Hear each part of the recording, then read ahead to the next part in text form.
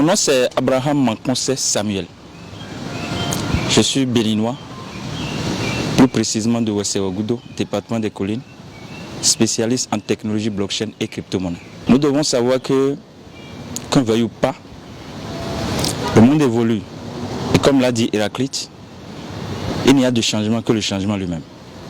Donc ceux qui refusent de se conformer au changement ont refusé de se conformer à l'évolution, au progrès et au développement.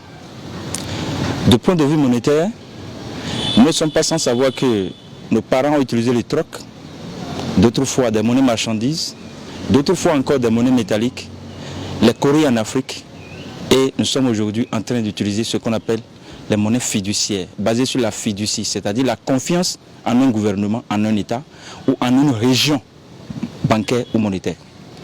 Pièces et billets de banque ont vu le jour et jusqu'à aujourd'hui, on continue de les utiliser. Mais puisque Internet est là, ces pièces et billets de banque doivent partir. Et pour partir, elles vont céder la place à une monnaie qu'on appelle la crypto-monnaie. Qu'est-ce que la crypto-monnaie? La crypto-monnaie, c'est une monnaie qui est basée sur Internet, qui s'envoie de portable à portable, d'ordinateur à ordinateur, ou de portable à ordinateur, ou vice-versa, et ceci sans intermédiaire, 24 heures sur 24, sans barrière géographique, en toute liberté, en toute sécurité. Et cette monnaie, sa valeur est la même partout. C'est-à-dire, elle a réinstauré ce qu'on appelle l'égalité monétaire, la justice monétaire contre la dictature monétaire instaurée par les pièces et billets de banque. Autrement dit, 1 euro égale 655 francs CFA, ce qui pille par exemple l'Afrique. Donc aujourd'hui, lorsque nous parlons de la crypto-monnaie, c'est une opportunité d'abord pour l'humanité entière que l'élite mondiale sévit à travers ces lois inopérantes, obscurantistes. Et aujourd'hui, nous voyons que l'Afrique même a intérêt à faire dos au franc CFA, à faire dos à l'éco fiduciaire, à faire dos à tout ce qui est pièces et billets de banque pour se convertir rapidement et sans lendemain à quoi? À la crypto-monnaie. Pourquoi? Avec la crypto-monnaie, la France ne peut plus contrôler les ressources de l'Afrique. La France ne peut plus contrôler les transactions monétaires africaines. Donc il n'y a plus question de dire la monnaie africaine est arrimée à l'euro. C'est fini ça. Donc chaque Africain a droit à l'indépendance financière, a droit à l'autonomie financière, a droit à la sécurité financière, et le taux de bancarisation en Afrique qui était, ou qui est du moins jusqu'à aujourd'hui, à hauteur d'environ 15%, peut se retrouver facilement à 90%, pourquoi pas à 100%, parce que la crypto-monnaie, c'est une monnaie décentralisée.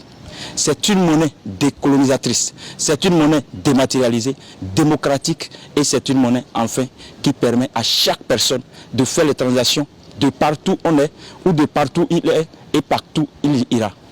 La monnaie garde sa valeur partout. 1 en Afrique égale 1 en Europe. La crypto-monnaie, la voilà, et tous les Africains qui aiment l'Afrique comme Thomas Sankara, comme Olympio, comme Kadhafi, comme Blé Goudé, comme Gbagbo, et je dirais même comme Sékou Touré. Pourquoi pas Patrice Lumumba? Pourquoi pas Kem Seba? Pourquoi pas tous ceux-là qui se battent? Les Nathalie Nyam doivent se convertir rapidement dans la crypto-monnaie, car l'Afrique c'est pour les Africains et plus jamais pour les Occidentaux. Vive alors l'Afrique libérée, crypto-paradis, puissance mondiale. Et j'invite mes chers frères et sœurs africains, chers compatriotes, à vous convertir dans la crypto-monnaie, car d'un, ça vous permet d'être financièrement libre, car 2,2 € en bitcoin vaut aujourd'hui 5 millions de francs CFA. Donc si nous nous convertissons tous en la crypto-monnaie, nous avons la possibilité de financer l'économie africaine par nous-mêmes. Et nous n'allons plus mourir dans la Méditerranée, nous n'aurons plus forcément besoin de la France pour financer l'économie africaine. Abattre donc la mafia bancaire, et je dirais même du Fonds monétaire international et de la Banque mondiale. Nous sommes désormais l'Afrique pour les Africains et plus jamais pour les Occidentaux.